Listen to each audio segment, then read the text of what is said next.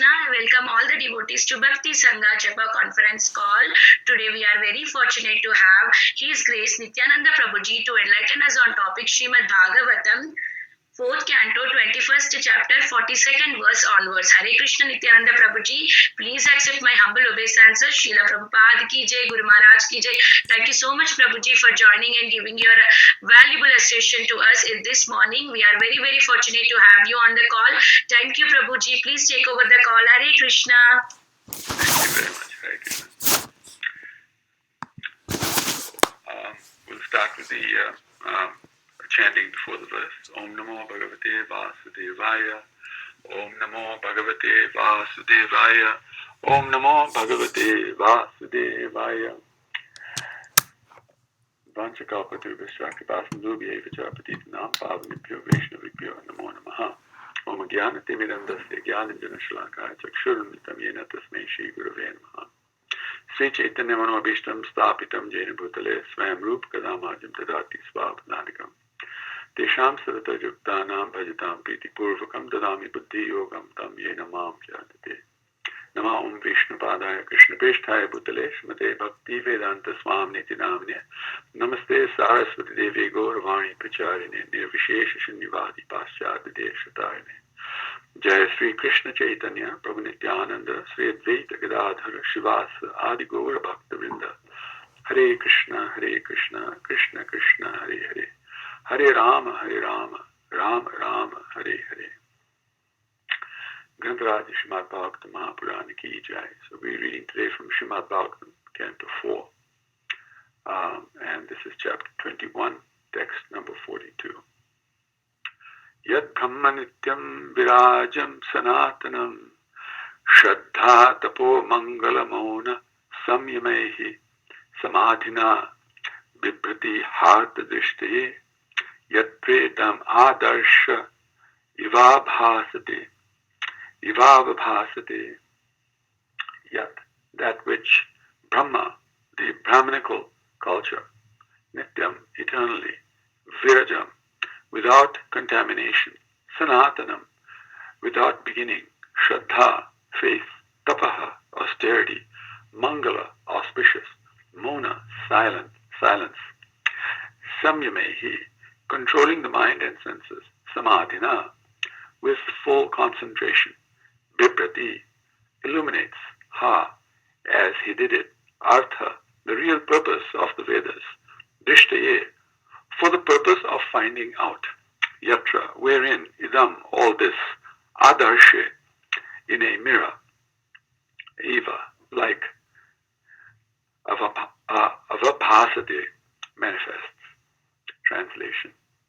In Brahminical culture, a Brahmana's transcendental position is eternally maintained because of the injunctions of the Vedas. I accept it with faith, austerity, scriptural conclusions, full sense and mind control, and meditation. In this way, the real goal of life is illuminated, just as one's face is fully reflected in a clear mirror. Purport by His Divine Grace, Srila Prabhupada Ki Jai. Since it is described in the previous verse that feeding a living Brahmana is more effective than offering oblations in a fire sacrifice, in this verse it is now clearly described what Brahmanism is and who a Brahmana is. In the age of Kali, taking advantage of the fact that by feeding a Brahmana one obtains a more effective result than by performing sacrifices, a class of men with no Brahmanical qualifications claim the eating privilege known as Brahmana Bhojana, simply on the basis of their birth in Brahmana families. In order to distinguish this class of men from the real Brahmanas, Maharaj Pithu is giving an exact description of a Brahmana and Brahmanical culture. One should not take advantage of his position simply to live like a fire without light.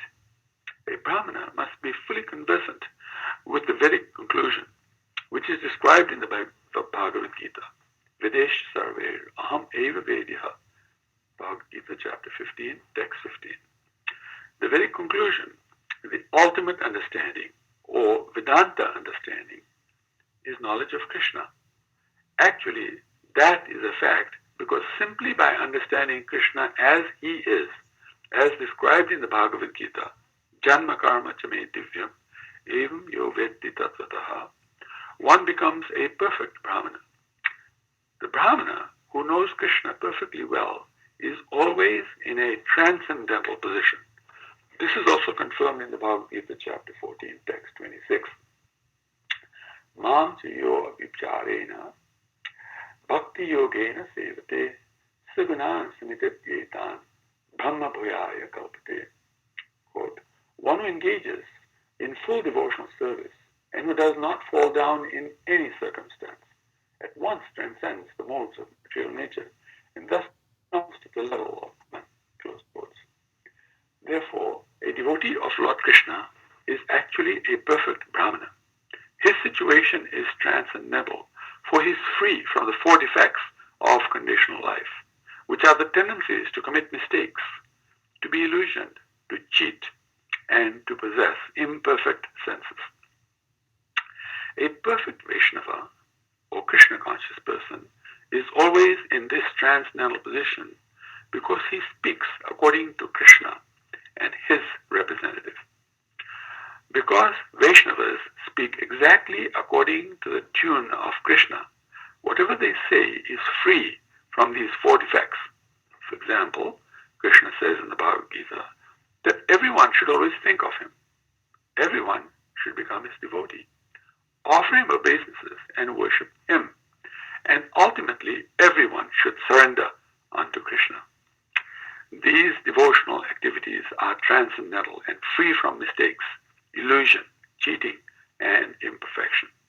Therefore, anyone who is a sincere devotee of Lord Krishna and who preaches the cult, speaking only on the basis of Krishna's instructions, is understood to be virajam, or free from the defects of material contamination. A genuine Brahmana or Vaishnava therefore depends eternally on the conclusion of the Vedas, or Vedic versions presented by the Supreme Personality of Godhead himself. Only from Vedic knowledge can we understand the actual position of the Absolute Truth, who, as described in the Srimad Bhagavatam, is manifested in three features, namely impersonal Brahman, localized Paramatma, and at last, the Supreme Personality of Godhead. This knowledge is perfect from time immemorial, and the Brahmanical or Vaishnava culture depends on this principle eternally. One should therefore study the Vedas with faith, not only for one's personal knowledge, but for the sake of spreading this knowledge and these activities through real faith in the words of the Supreme Personality of Godhead and the Vedas. In this verse, the word Mangala, auspicious, is very significant. Srila Sridhar Swami quotes that to do what is good and to reject what is not good is called Mangala, or auspicious. To do what is good means to accept everything favorable to the discharge of devotional service, and to reject what is not good means to reject everything not favorable for discharging devotional service. In our Krishna consciousness movement, we accept this principle by rejecting four prohibited items, namely illicit sex life, intoxication, gambling, and flesh eating, and accept the daily chanting of at least 16 rounds to gold, whether it came to grains, whether it came to cows, whether it came to having beautiful wives, whatever it is, children, this, that, anything, name it. It demanded everything. So this is what the world is trying to do. Everyone in this world is trying to get these things. None of them are able to get everything. One of them actually was able to get everything, and that is Hiranyakashipu. And we see the conclusion of his life, what happened to him, how his life ended up, how he was treated like a small bug, and Krishna squished him between two fingernails. Just like sometimes you take bugs and they're squished between two fingernails to kill the bug. So this was the conclusion of his life. This was the end result of his life. life. Of course, because it was Krishna who did the squishing, he got liberation. And so the point is, he ended losing all his reputation, losing everything. Absolutely got nothing out of the process. Very fortunate that he actually gave birth to an amazingly wonderful devotee, Prahlad Maharaj, who actually was the cause of his father's liberation. It was Prahlad Maharaj who actually caused his father to get liberation. But had he not done that, Hiranyakashipu's future was extremely bad because of all the sins he had committed, amazing sins that he had committed. And by the way, Hiranyakashipu knew the Vedas very well. He knew that, but he did not know the Srimad Bhagavatam. But he knew the rest of the Vedas very well. And he would quote the Vedas. In all of his arguments, he'd quote verses from the Vedas and give perfect explanation of the Vedas, except he did not know Krishna, therefore his explanations were absolutely imperfect. But they looked absolutely perfect to those people who were not conversant with the Srimad Bhagavatam. So this is why this Srimad Bhagavatam is actually the game changer in our lives. And one should read the Srimad Bhagavatam every day. At least once a day, twice a day is better. That if we read every day, and then we apply this knowledge in the lives of others, meaning that we reach out to others and help them understand that Krishna is all in all, that he is all in all. Then what will happen is that these persons who come to learn this will become freed from the clutches of Maya. They will become freed from material conceptions that are driving them insane. We can see United States of America is considered the country that is the wealthiest country in the world. People come to America to gain wealth so that they can live happily ever after.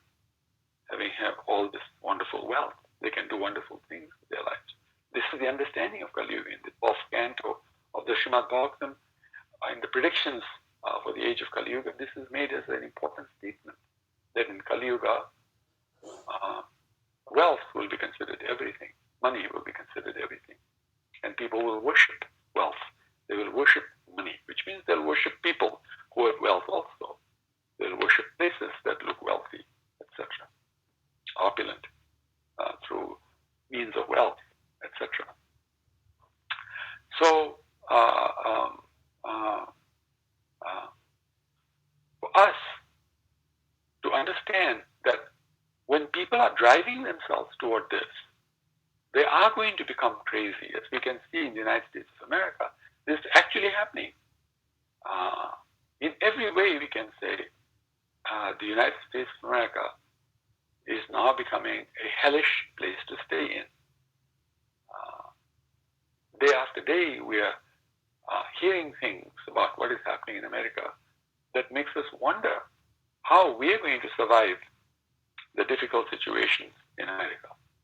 And many of us have experienced people that we know intimately going through these hellish conditions. And I'm talking about devotees that we know who are going through hellish conditions as a result of what is happening in America.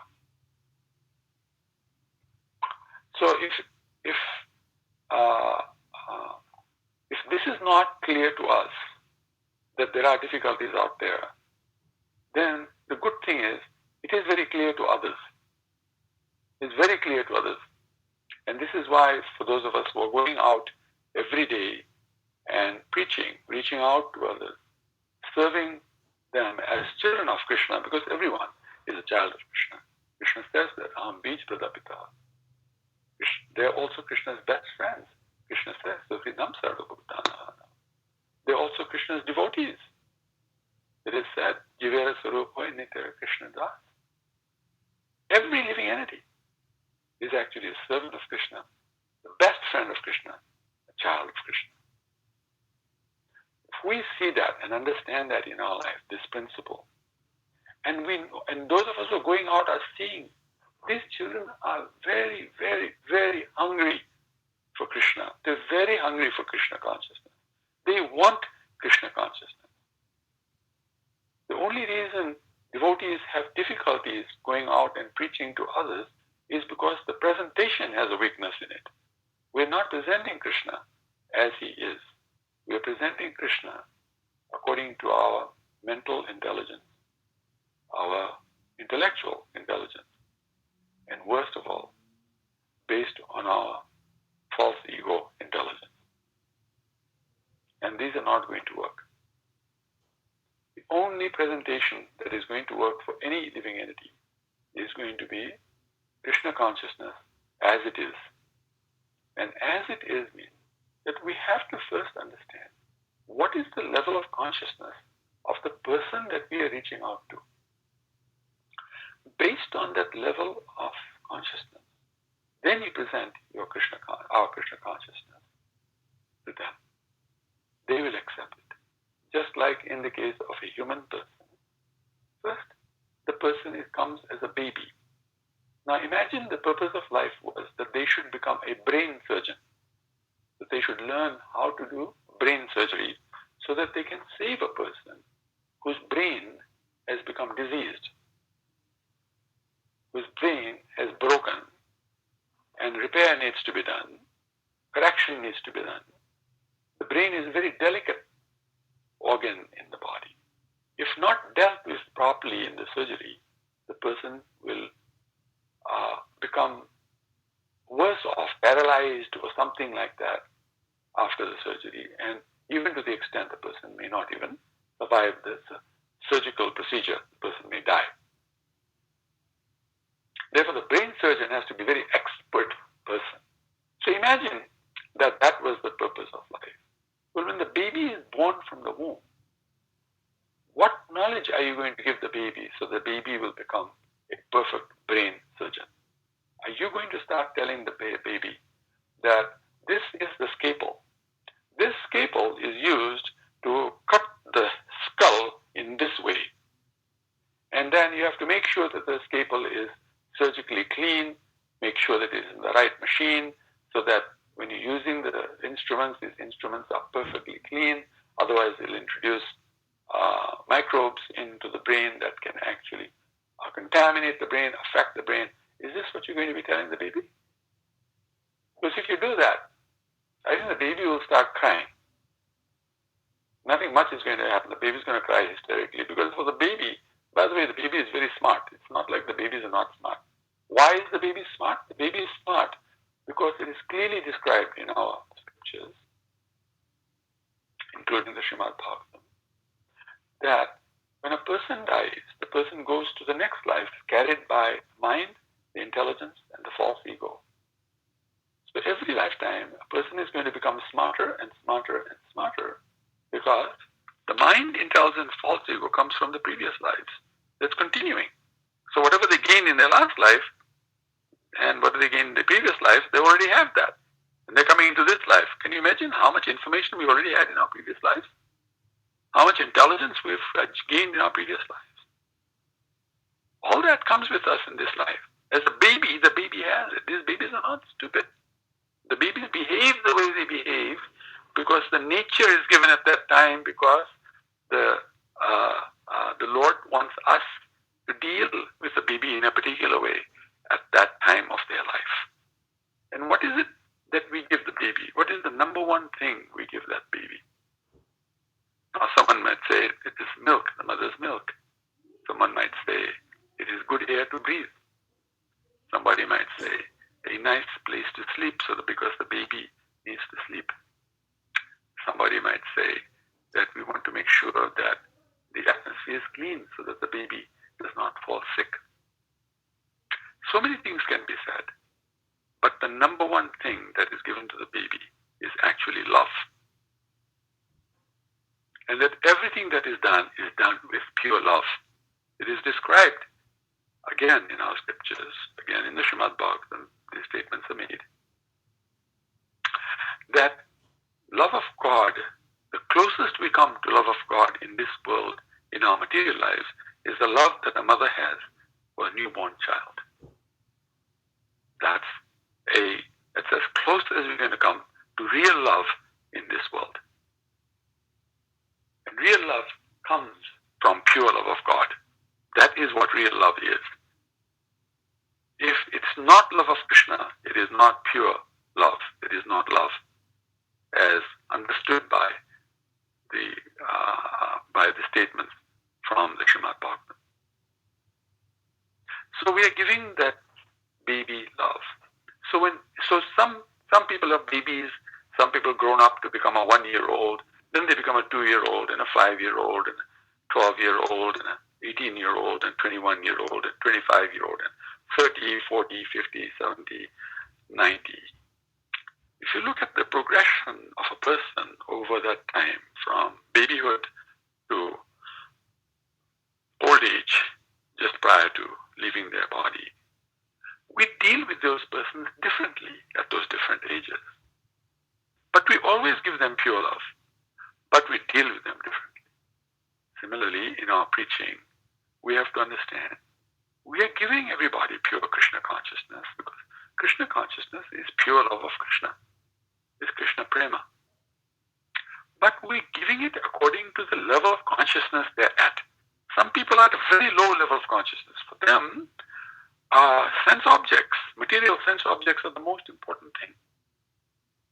For them, it's the next iPhone, the next Samsung Galaxy Note, the next Mercedes Benz, the next this, the next that. They call it the next big thing. That's the lowest level of consciousness a person can be at. Then some of them rise to the level of the senses, which actually experience these sense objects. They are higher. That's the number 2 level. Then higher than them are those who come to the mental level, because the mind is the king of the senses. Then higher than that, the 4th level, are those who come to a level of intelligence. This is where Brahmanism starts, at the intellectual level. And then higher than that is the 5th level, those who have come to the level of false ego. False ego is more powerful than intelligence. Anybody can destroy any amount of intelligence through false ego. And we can see that in our leadership in the United States and around the world, how much false ego there is amongst people, and how all the intellectualism is not working against the false ego. Then higher than that is the consciousness itself, which is the energy of the soul.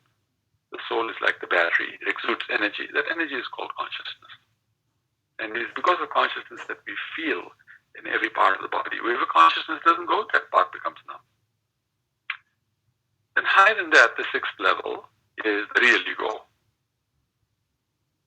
Now, at the level of the real ego, one understands oneself to be servant.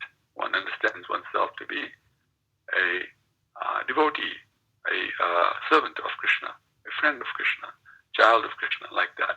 This real identity starts becoming available. And then the next level, the soul is there. Now we come to the level of the soul. So that's the 8th level. And then at the 9th level, there is the Brahmand, which is the all-pervasive energy of the Lord. Consciousness rising to that level. Those who come to that level are called Brahmins. And then comes to the 10th level, which is the level of the Paramatma, which is the super soul. And at that level, people become yogis. And the more perfect or the best of the yogis come to the 11th level, which is the level of the Supreme Absolute Truth, Parabrahman, Param Satya, the Supreme Personality of Godhead, Lord Shri Krishna, the Supreme Personality of Godhead, Lord Shri Gauranga Mahaprabhu. That's the 11th level. So depending on which level the person is at, this is what the expertise of a preacher is. The preacher should be able to diagnose and say, oh, I can see this person is really level 2 consciousness person. That's where the consciousness is. So if their consciousness is at that level, then you have to relate with them at that level with love. Just like you relate to the person at the level of 1 year of age with love. How you treat a 1-year-old. You do not treat a 1-year-old like you treat an 18-year-old. Even with love, you don't do that. So if you do that, it's not going to work. And then you're going to say there's something wrong with this kid. Why this kid is not understanding? It's not the kid that is not understanding. It is you who are not understanding. It is me that is not understanding. That is the problem. This is why this verse is very important. Again and again in this verse we can see in the purport. By the way, these purports are actually Krishna speaking. Prabhupada actually transcribing. Prabhupada said very clearly, Krishna was sitting next to me and he was saying, and I was writing. I was writing what he said. Just like in the Srimad Bhagavatham, Krishna Dvaipayana Vyasa spoke and Ganesh ji wrote. That's the Srimad Bhagavatam. So, in the same way, Prabhupada is saying, I'm transcribing, Krishna is speaking. Therefore, he said, my purports are more important than even the verse. Because it's Krishna himself describing the verse. And unless Krishna describes, no one is going to understand anything. Everything is done by Krishna through the agency of the spiritual master, through the agency of those devotees who are acting as spiritual masters, whether they are Marg Pradashka Gurus, meaning those who introduce Krishna consciousness to others, whether they are Diksha Gurus who give initiation, and most importantly, whether they are Diksha Gurus, meaning that they are holding the hand of the person and walking them back to Godhead. That is what the Siksha Guru is supposed to do. To hold you by the hand and walk you back to Godhead. Oftentimes, the Siksha Guru is also the Diksha Guru. But there are times when that doesn't happen. And of course, for most people in this world, because they have not taken Diksha, the Siksha Guru is their main Guru. And that Guru can walk them right back to Godhead. Fully. Any one of the Gurus can walk anybody right back to Godhead. So, this is the purpose of life, to be a Guru like that. Lord Chaitanya makes an order, Amara Jnayahana, meaning I am ordering you. Amara Jnaya Guruhana Darayadesh. Now wherever you are, you must be Guru. Jaritake Tarikaha Krishna Upadesh. And whoever you meet, whether it's a dog, a cat, a tree, a person, a snake, you will describe Krishna consciousness to that person. Now, how do you do that to a tree? How do you do it to an animal? You're going to describe Krishna consciousness to them.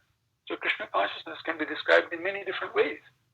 Most importantly, as it is said here in this verse, by your character. Your character has to be one of a devotee. It means we have to follow the principles. We have to actually, and the principles are not just the four regulated principles, but the other principles also that was described here in the Vedas, meaning to be free from the four defects of conditional life, free from committing mistakes, free from being illusion, free from cheating others. I often say this, as a person that has been thrust into a leadership position in ISKCON. When I'm working with other leaders, I say, please do not see every person as a dollar sign. When you see a person coming to the temple, don't see them as a dollar sign. Oh, how much this person will give donation. How much are we going to get out of this person? People are not dollars walking around. People are Krishna's children, Krishna's friends, best friends. Krishna's servants. And our purpose is to serve them. We are Gopis Padagamalur, Dasa, Dasa, Dasa. We are the servants of the servants of the Gopis of Braja, who themselves are the servants of the supremely attractive couple, Radha Krishna. This opposition, we learn to behave ourselves, not to have imperfect senses. That's the fourth one that is stated. This is how we have good character. And because we have good character, first you want to make sure that the person that you're seeing, you are seeing them correctly. So we're seeing them as servants of Krishna, as children of Krishna, as the best friend of Krishna. Imagine someone walks in and you realize this is the best friend of Krishna. How are you going to behave with that person? You're going to tell them, chant 16 rounds, attend Mangalarti, give up intoxication? You're going to do nothing like that. The first thing you're going to do is you pay your businesses to that person. Krishna's best friend. You're going to think, what am I going to learn from this person? Is this the mood of a preacher? If it is not the mood of a preacher, he is not a preacher. Preacher first learn to respect the person that the preacher is preaching to, not disrespect the person. Yes, many times the Prabhupada spoke in a way that sounds disrespectful. But we have to understand Prabhupada's position as the Acharya. He was doing that because he was trying to, in a very short period of time, leave behind knowledge so everybody understands things perfectly. So he would chastise people. But when he chastised from the position of pure love. He considered that person to be most important. How many times he treated his disciples senior to himself? How many times he said that you are my spiritual master's associates? Didn't even call them servants. He said, you're my spiritual master's associates. You've been sent to me by my spiritual master so that I can do my service. This is amazing humility, but it is also amazing understanding. So, this is what we learn from the life of Srila Prabhupada. This is why the life and teachings of Prabhupada for us are very pristinely important so that we can see from that how to behave ourselves. Not to try and thrust our personal position into some type of, important person. I'm an important person. Please, you should recognize I'm an important person. Then you should learn from me. Then you will teach nothing and you will not be an important person. That is obvious. And then when the person doesn't listen, we'll say, why the person is not listening? We'll try and find fault in their understanding. We're trying to find a more strategically better option or strategy to convince the person. And if all else fails, we'll think, they don't deserve Krishna consciousness. Krishna is not merciful to them. No, Krishna is merciful to everybody. He looks after every living entity. Even the bug that is sitting on the ground on which we are standing is being looked after by Krishna personally. Krishna says, I come as a bug and I speak Bhagavad Gita to them. And they read Srimad Bhagavatam too. If we can understand this one simple point, we'll realize how insignificant we are. And how, as I started this program by saying, who comes into Kali Yuga becomes very clear to us. Yes, we are human beings. Are we behaving as human beings? Are we really human beings? Prabhupada said very clearly, you have to be conscious before you are Krishna conscious. A human being is meant to be conscious. So, this is a very good verse for us to read over and over again so that we can understand what it takes to be a Brahmin. A Brahmin is a person who actually spreads the culture of Krishna consciousness more at the intellectual level. The realization level takes to be a Vaishnava. Vaishnava is more at the Vijnana level. The Jnana level, the Brahmin is very smart. The Vijnana level, we have to come to being a devotee of Krishna. But here Prabhupada is actually angling the Brahmin as a devotee of Krishna because he's talking to the devotees. Srimad Bhagavatam is written for the postgraduates, for the PhDs of Krishna consciousness. Now you might say, I'm not a PhD, so I should not read. No, you must read. Because when you read, you will become PhD in Krishna consciousness. And that is Prabhupada's instruction. So it is Prabhupada's instruction, therefore we do it. Whether we qualified or not is another story. We can't use our qualification as an excuse not to follow the instruction of the spiritual master. Vyasatmaka buddhi ekeha kurunandana, Prabhupada said, is the most important line in all scripture. One should become one-pointed, single-pointed, like Arjuna on the eye of the bird, on the instruction of the Acharya, the instruction of the spiritual master.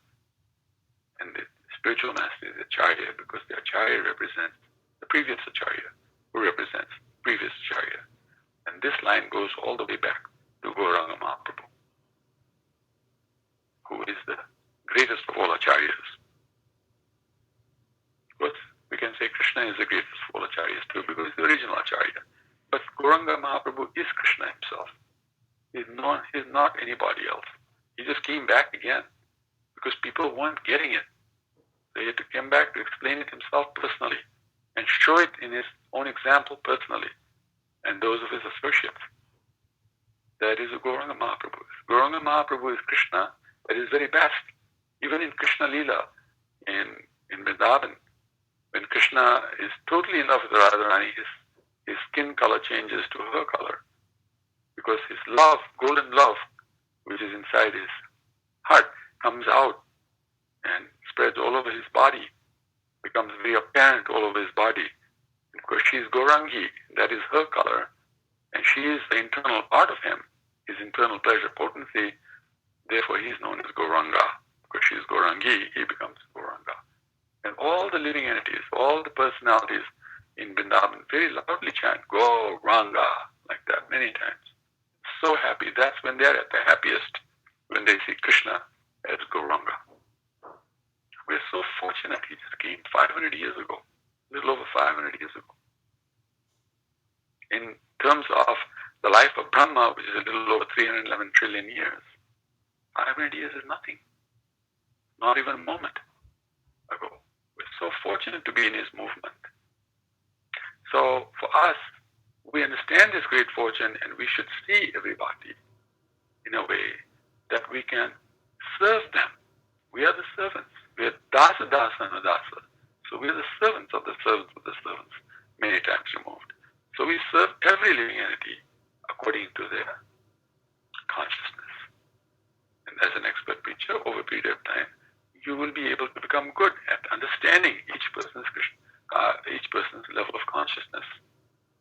It's described that a guru is one who engages his or her disciple according to that disciple's consciousnness. And the guru trains that disciple to become a guru.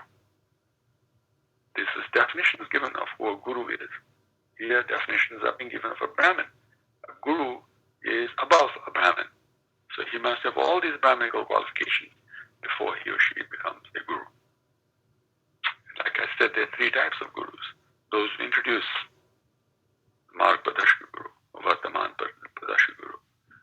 One who actually initiates, that's called a Diksha Guru, and one who actually holds the person's hand and walks them back to Godhead. That is a Shiksha Guru. And everyone must be a Shiksha Guru. Like that. So, we are very fortunate that Srila Prabhupada came to the West. For those of us who are not from India, because I'm from Fiji in the South Pacific, we feel unlimitedly blessed that Prabhupada, following the instruction of his spiritual master, came to the West. And actually, I think those who are in India feel the same way as well. Because I remember in the beginning, when I first joined, people were not chanting Namaste Saraswati Devi Gauravani Pacharine in India. Because it was about Paschatya Desh Tarine, thinking that that's for those who are in Paschatya Desh. We're not Paschatya Desh. Actually, they figured out that they're very much Paschatya Desh too. That India is also the West now, because that's how people behave in India. They behave like Western persons were designated to behave. So we're all Paschatya Desh. We're all fallen. And Srila Prabhupada came and gave this information so that Gauravani, which is Lord Chaitanya's teachings, the teachings of Lord Chaitanya, become spread all over the world, including India. And as a result of which, everybody can come to real bliss, real Ananda, because that is the nature of the soul. To be Sat, Chit, and Ananda is the nature of the soul, to come to their real nature, so that they become truly blissful in their Krishna consciousness. And this blissfulness is internal, it is not external. Internally we are blissful because we've come to know Krishna, and we're always with Krishna. We're never separated from Krishna internally. That's why nobody ever feels lonely. Nobody ever feels like, I'm not feeling good. Because if you're not feeling good, Prabhupada said, means you're not Krishna conscious. Krishna conscious means that at all moments of our life, I understand that I am with Krishna and I am with Guru.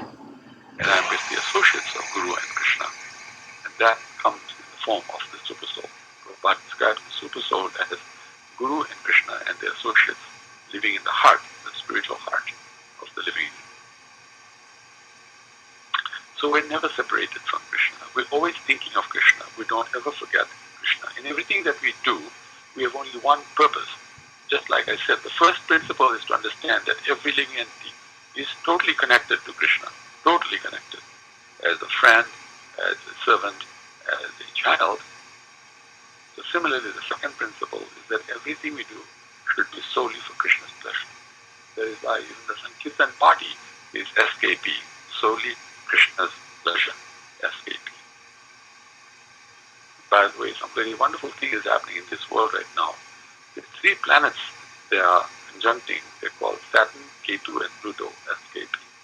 And the last time it happened was before Lord Chaitanya arrived on this planet. And a big change happened at that time called the Renaissance. And life became much better after the Renaissance. Similarly, there's a shake-up time right now that's going to end on December 30th, 2020, when these planets will stop conjuncting one another. It is described at this time many terrible things will happen in this world for the purpose of cleansing. So let's be very, very clear what our purpose is. Our purpose is to be Krishna conscious. And our purpose is to serve others so that they will also become attracted to Krishna consciousness. Because there is no real answer to this world except Krishna consciousness. There is no answer to this world except Gauranga Mahaprabhu, Krishna himself. Of course, we always bear in mind the associates of Gauranga Mahaprabhu of Krishna, like Radharani, Lord Nityananda, like that, Lord Balaram. These are all very important. Lord Jagannath, Lord Baladev, Lady Subhadra, Lord Nrsimhadev, Lord Ananta Sesha, Tulsi Maharani, Yogamaya, Parampara, the six Goswamis. Because they're all together. They all are in tandem for giving us the highest benedictions of life. So this is, for us, things that, knowing that we become internally very, very happy. Internally we're very fixed up. Externally we're dealing with the world. Antar Nishtha Bahir Lok Vyahar. Internally we're totally fixed. Externally we're doing Lok Vyahar, which means that we are relating with our material world. And when we're relating with the material world, we can see there is a lot of misery. So obviously we will feel that misery. And we will look miserable too. And we will also cry. But internally we are totally in bliss, being with Krishna all the time. This has to be there in our life, that we are realistic outside. We don't walk around like we're very blissful, because there is nothing out there that is happening that actually is creating bliss. What creates bliss is Krishna himself. That is internal. Externally, yes, we do worship the Lord in the temple. We become blissful in the kirtan, this, that, and the other. So other living entities can become attracted to do the same thing. So that they can also, like us, associate with devotees and do sadhu sangha. So they can also read Srimad Bhagavatham. So they can also chant the holy names of the Lord, both softly and loudly, as japa and kirtan. So they also can take devotional diet, dance in front of the deities, like that. And so that they can also encourage others to do the same thing. This is the process of Krishna consciousness. So, thank you very much, all of you, for chanting every day so nicely. This is very important for reading Srimad Bhagavatam, hearing Srimad Bhagavatam. You are the best amongst the best of the world. And now what we have to do is make sure that others also become the best of the best. And to do that, again, relate with them based on their level of consciousness and do different things with them at different times.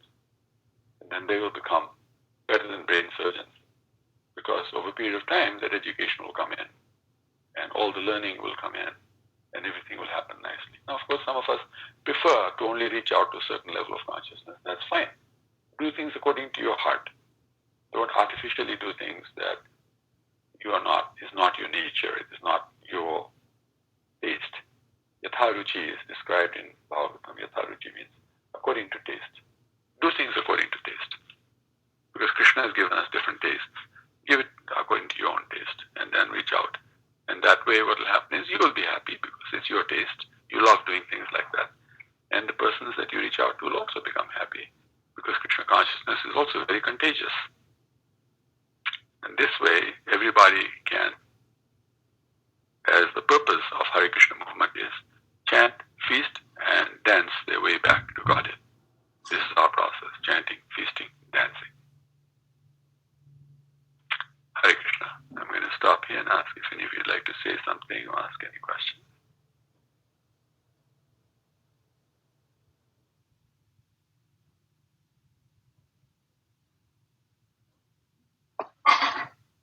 Hare Krishna, Prabhuji. Thank you so much for such a beautiful class. Hare Krishna. Hare Krishna. Hare Krishna, Prabhuji. Dhanvat Pranam. All the way to Prabhupada and Guru Maharaj. Thank you for this wonderful class, Prabhu. Prabhu, you mentioned about humility in the class. So now, we all know that we have to be humble towards everyone. But then it just happens that we become very selective in humility as well. It is wrong, I know, but then it is just like for some people we have a soft corner, while some people's acts we do not forget and we do not have that humility towards them. So this act, how can we change that and how can we become equipoised to everyone? Can you please guide? Yes, thank you. That's a very, very wonderful question because this is the experience of the preacher, that we do not have real humility immediately, It comes to us over a period of time. It is not something that is an overnight quality that comes to us. In fact, it's described as, the best of all qualities. To be humble is the best of all qualities. Prabhupada actually describes that a successful devotee has a humble attitude of service. So what does this humility really mean is first what we have to understand. Humility means that I am servant. We have to give up this lording mentality, that I'm master, I'm smart, I have this, I know that. How we say sometimes, I know, everything we say, I know. And, so like that. So we have to give up that mentality that we know. Actually, the truth is we do not know. The more I am proceeding in Krishna consciousness, the more I'm realizing how little I actually know. And so basically the idea is that to develop that humility, one has to follow the process. And the process starts with taking shelter of a person who actually is more advanced than me and ultimately coming to the shelter of the spiritual master. And the spiritual master becomes happy when we take the shelter of other devotees as well who have a little more understanding than we do, or way more understanding than we do, wherever it's at. Spiritual master is okay. Guru is one. He is saying, or she is saying, that all of us are actually coming together for the single purpose of joining our hands together and chanting Jai Satchidananda and Gaura Hari. This was Bhaktivinoda Thakur's vision, that in Mayapur a temple will come up, which is now seen as the temple of the Vedic planetarium, where people of the world, all peoples of the world, all different races, will join hands together and dance together and chant Jai Satchidananda Gaura Hari. So this process we follow of associating devotees, reading, of chanting, of being disciplined, taking devotional food only into our bodies, of dancing in front of the deities, like that, being devoted like that. And then reaching out to others at whatever level we can reach out. Srila Prabhupada once in a class had a small girl, Saraswati, at age 5, stand up in front of very powerful devotees who were there in front of him while he's giving class. This little girl, Saraswati, stand up and said, Saraswati, who is Krishna? And she said, Krishna is the Supreme Personality of Godhead. Prabhupada said, this girl is the best preacher. Because at her age, she understood what she understood, and she said it with confidence. So we all understand some things. Most important thing we need to understand is, like it says in this verse, purport, that Krishna is the Supreme Personality of Godhead. The ultimate understanding is knowledge of Krishna. Simply by understanding Krishna as he is, one becomes a perfect Brahmana. A Brahmana is one who knows Krishna perfectly well, is always in a transcendental position. Many statements like this are being made in this verse. So, for us, if we follow the process, it will happen. But most importantly, if we reach out to others, when things don't work, it's going to become hurtful. It's going to hurt us. People are going to say things about us that's going to be insulting. That's going to hurt you, hurt me. But that hurting is very good for us because it tells us that something is not going right in this relationship. Everything starts with a relationship, sambandha. Then the process sets in. And then finally, abhideya, which is, prayojan, which is abhideya is the process. Prayojan, which is the goal, will come. But it starts with sambandha. And actually the purpose is sambandha. Everything's purpose is to know Krishna without doubting. That's the purpose of everything. So, to develop this humility, this process, following the process is very important. Reaching out is very important. And not allowing one's false ego to get in the way that others are wrong and I am right. Try to see the truth, even in an opposing point of view. Say someone comes to me and says, Krishna is not the Supreme Personality of Godhead. Sorry, you got it all wrong. You guys are running this huge conspiracy. That's all it is. Enough of you have gotten together and it's become the truth. That's all it is. Right? So the person comes with me directly opposing my most important happiness in my life, which is Gauranga Mahaprabhu. And he completely attacks me and says that my purpose is not to get angry and to hit back at that person, but to say to that person that, okay, if you really hold that point of view, then what about this? What about that? Ask questions. Here are things that I can say to you. How are you going to explain this? What are you going to explain? To say that there is an origin of everything. How are you going to explain the origin? You're going to say the origin is going to be a big bang? There are many big bangs. What happens after a big bang? Generally things get destroyed, not get started. When the bomb happens, it's not the celebrating atmosphere that's created, celebrative atmosphere that's created. People don't look forward to terrorists coming and bombing us in the midst of our big celebration. That's a big bang. How do you see that the big bang when that's happened? How do you explain that? Because here's the reality, because reality has to be seen from 3 points of view, from empiric evidence, from descending logic, and from scripture. You've got to add these 3 together. Are you also denying scripture? Are you saying, therefore, there is no such thing as scripture either? Because if you're denying scripture, then okay, let's look at the other 2. You can keep coming down until there's only one that you're talking about.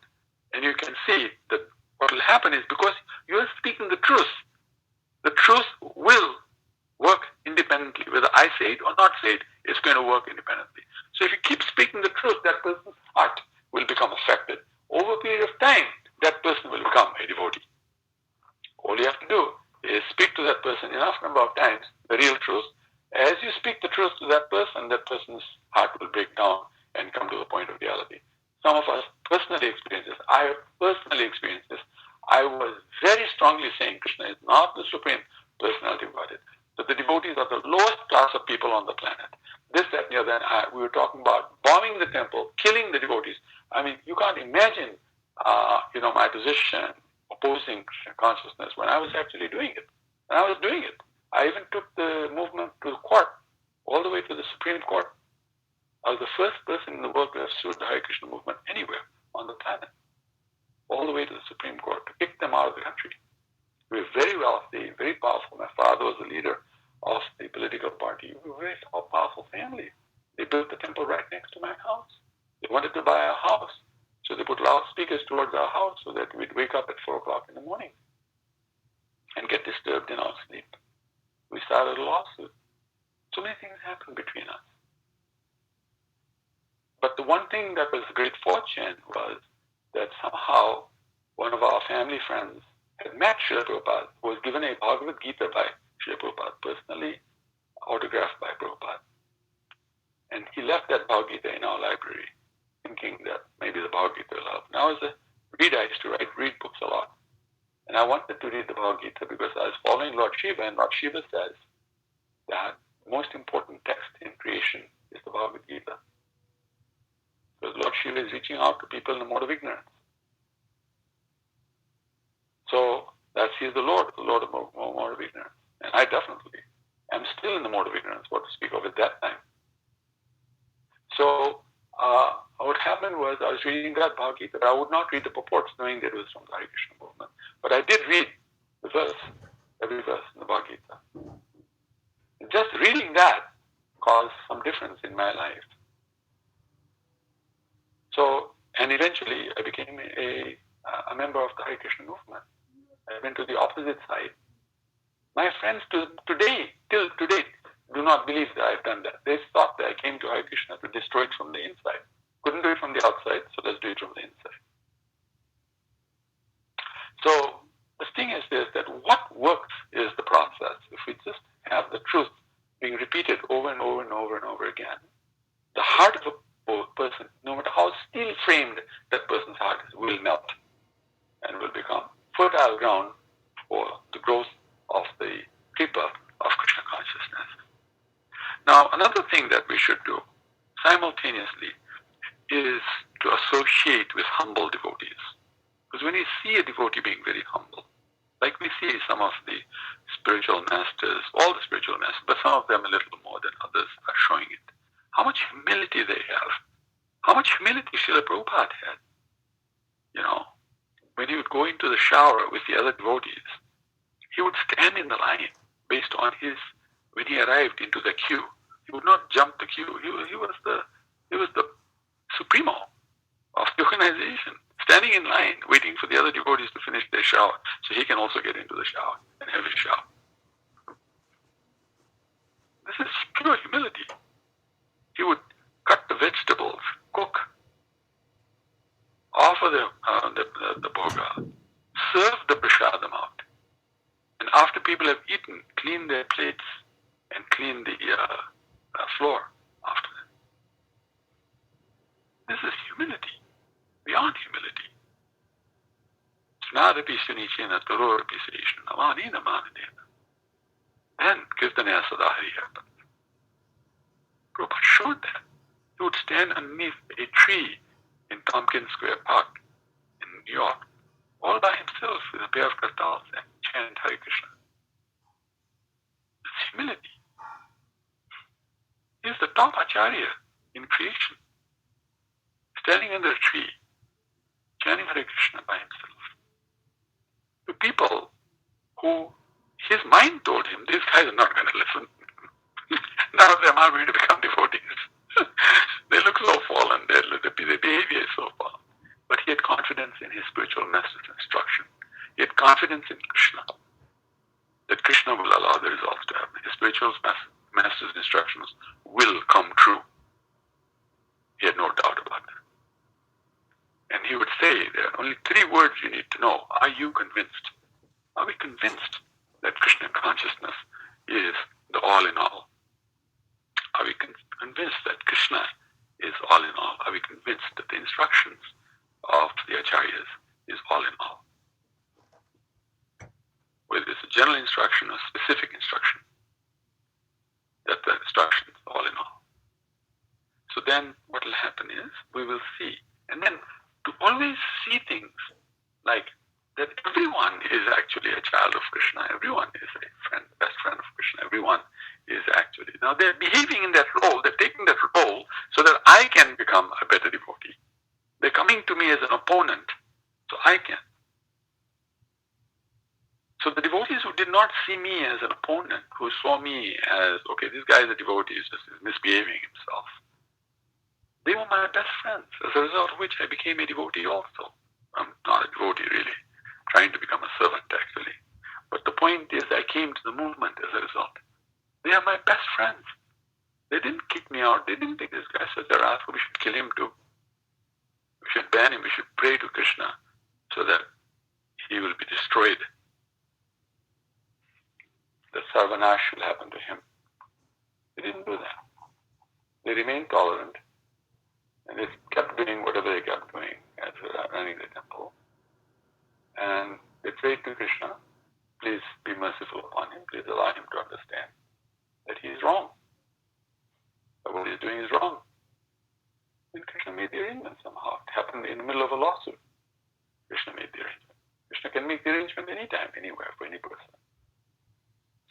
So, really, and then the third thing that I would like to say about humility is you have to first suffer to become humble.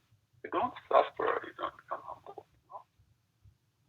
Even after I joined the Hare Krishna movement, I had I still have, but at that time it was really very obvious bad qualities, real bad qualities.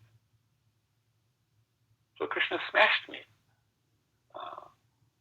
I was banned from the temple, things like that. So Krishna smashed me in many different ways. Took away my business. I was a very extremely wealthy person. Took away the business, made me poor overnight. Nothing, from everything to nothing. It really smashed me in many ways. That suffering really helped me. And then my health went down at a particular time after I became temple president in Dallas. I became paralyzed with pain. So Krishna was teaching me at all these stages humility. Because if I am suffering, and the suffering is unbearable suffering, unbearable. I mean, when I was having this back problem, 1st of January 2003, when I became paralyzed, and I had to be rushed to the hospital in an ambulance, the pain was so unbearable. I didn't think there could be pain like that. There's no position I was feeling a little less pain in every position. I was feeling terrible amount of pain. They couldn't even take my X-ray because my body couldn't be still. They had to put so much morphine into my system that they knocked me out before they put me into the MRI machine, just to figure out where was the problem on his spine that's creating all this nonsense in his life. But Krishna put me through all that. Why? Tell me. Everybody is suffering. Please try to understand. Others are suffering. You think you are suffering? You're not suffering. The others are suffering more than you are. Now I'm going to show you some of their suffering so that you can personally experience it. Okay, when that happened, my eyes opened up a lot better. I was thinking much better now. I understood, oh my God, everybody is really, really, really suffering. I better get this. If I don't get this, Krishna is going to keep throwing it to me until I get it, because Krishna wants me back to Godhead. So he's going to train me personally. Because the devotee, the spiritual master, are very kind. My spiritual master chastised me a lot, by the way. Every time he called me, I would have knots in my stomach. I knew he was going to dress me down again on something. I was very fortunate to have such a strong spiritual master. But the point is, even that wasn't working. That's how stubborn, my false ego, my intelligence, my mind are.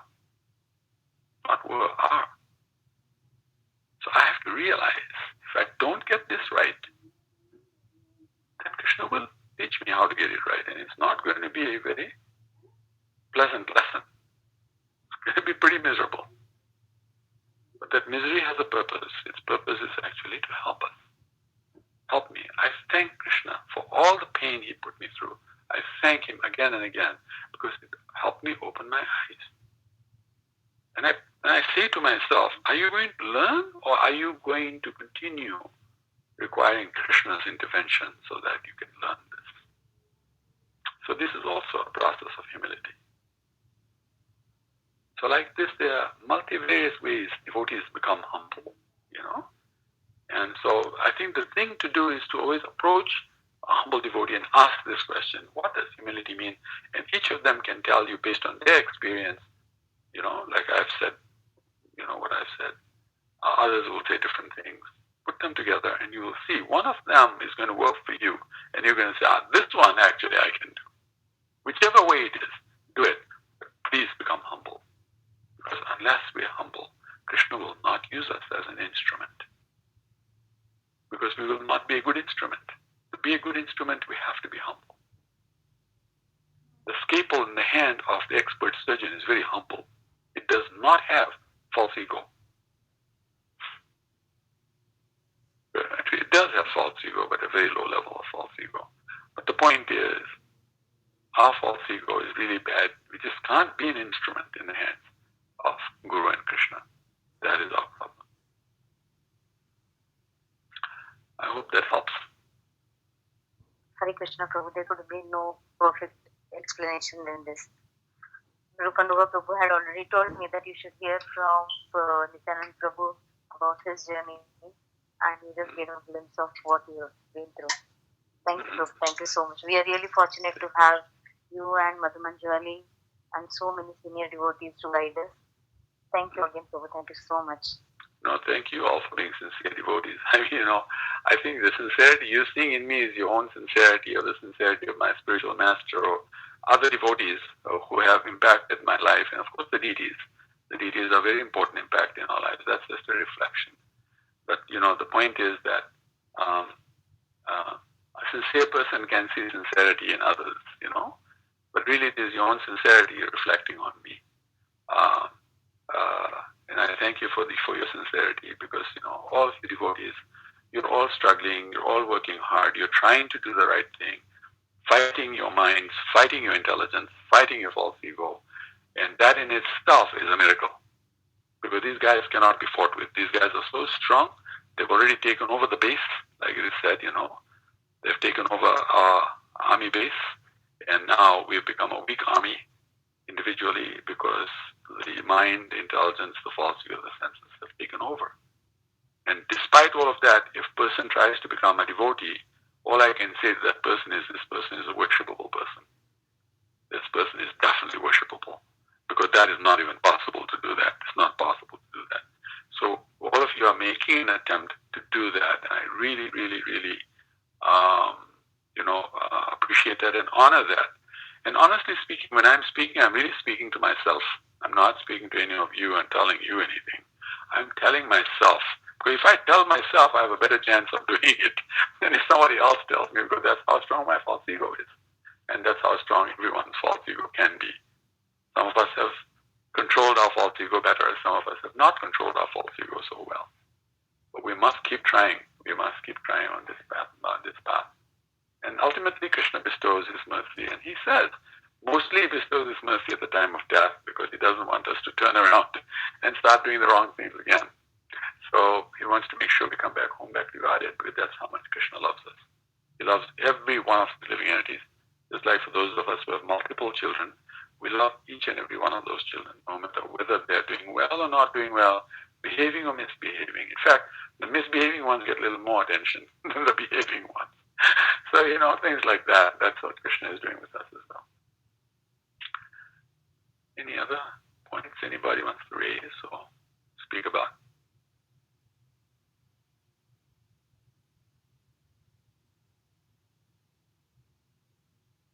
No?